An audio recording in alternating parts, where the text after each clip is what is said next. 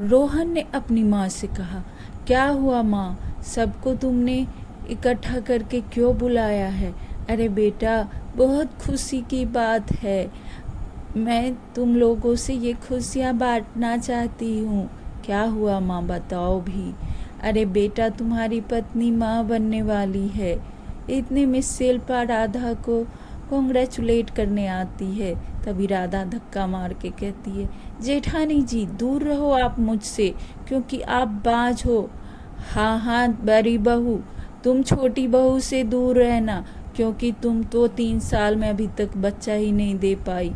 शिल्पा वहाँ से उदास होकर चली गई। वह अपने पति के पास गई और कहने लगी, सुनो जी, माँ जी मुझे बच्चा न होने का जिम्मेदार मानती है।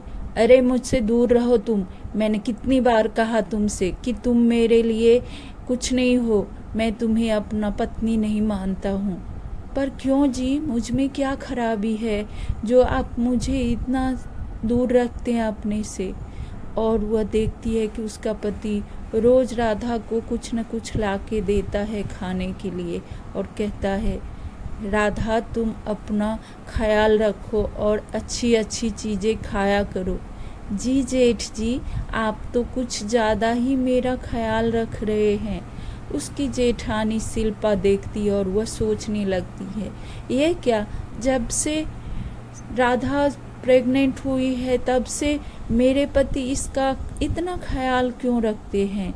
वह ऐसा सोचते हुए अपने देवर के पास आई और कहा, ये क्या देवर जी, आपको राधा का ख्याल रखना चाहिए और आप हैं कि उदास बैठे रहते हैं। क्या बात हुई है? मेरे लिए कोई खुशी की बात नहीं है, क्योंकि राधा के पेट में मेरा बच्चा नहीं है।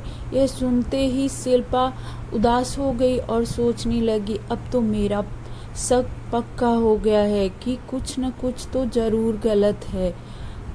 थोड़े दिनों बाद राधा अपने कमरे में सो रही थी, तभी उसे कुछ आवाज़ सुनाई दिया। शिल्पा छत की तरफ गई तो उसने देखा कि उसका पति और राधा दोनों एक बाहों में थे और आपस में बातें कर रहे थे। देखो सुरेश, हम लोगों का प्लान अभी सक्सेस होने जा रहा है। अब मैं थोड़े दिनों में माँ बन जाऊंगी और तुम्हारी पत्नी को बाज साबित कर दूंगी, और नरेश तो वैसे ही दुखी रहता है। ये सब बातें शिल्पा रिकॉर्ड कर लेती है। सुबह जब सब हॉल में बैठे होते हैं तभी उधर से शिल्पा आती है। तभी राधा ने कहा, ये क्या जेठानी जी, मैंने आपसे कितनी बार कहा है कि आप मेरे पास मत बैठा करो, क्योंकि आप बाज हो। हाँ हाँ, क्यों नहीं, मैं बाज क्यों नहीं होंगी, क्योंकि मेरा पति तो तुम्हारा है। ये क्या बकवास कर रही हैं जेठानी जी? मैं बकवास नहीं कर रही हूँ, शादी तो उसने मेरे साथ की और रात वो रंगीन तेरे साथ करता है, इसलिए मैं बाज हूँ।